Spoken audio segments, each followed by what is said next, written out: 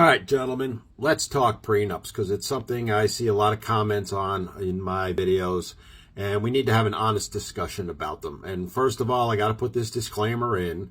I am not a lawyer, and I am not giving legal advice, so don't take any of this as legal advice, okay? Now, in general, I am very much in favor of prenups. I think they should be almost mandatory in any future marriage. That said, a lot of them aren't worth the paper they're printed on.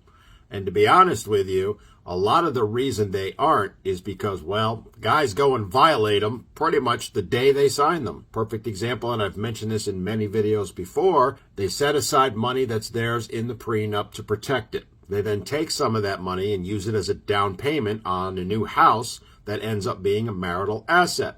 The minute you did that, you just voided that protection in the prenup. Another common thing that guys tend to misunderstand is they think you can put things like child support and child custody into a prenup. To the best of my knowledge, there isn't a single state out there that allows it, meaning that if there's any provision for either of those in the prenup, the court's likely going to just throw it out because it's going to make it invalid. Another issue with them, and I actually saw this happen in a court case, where it was too one-sided. So the court looked at it and threw it out just based on that. The bottom line is this. Judges are given a lot of discretion on this stuff, and they look for ways to get rid of the prenup. Again, I believe in prenups, and I think you should have one. Step one, you need to find a good attorney that specializes in them. This is not something you want to have a general practitioner write up. You want someone who's well-versed in family law, well-versed in writing prenups. Otherwise, you could be leaving yourself open to having it thrown out on a legal technicality. Number two, you got to follow the damn thing. As I mentioned earlier, if you commingle funds, you just voided that part of the prenup.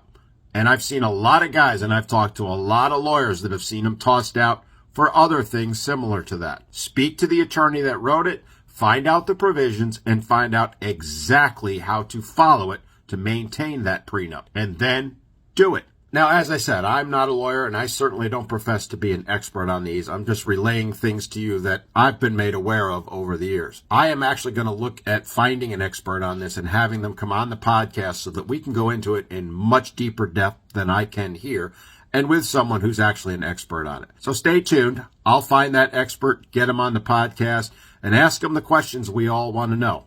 Is it a good idea? What's the best way to do it? Etc., etc. Stay tuned.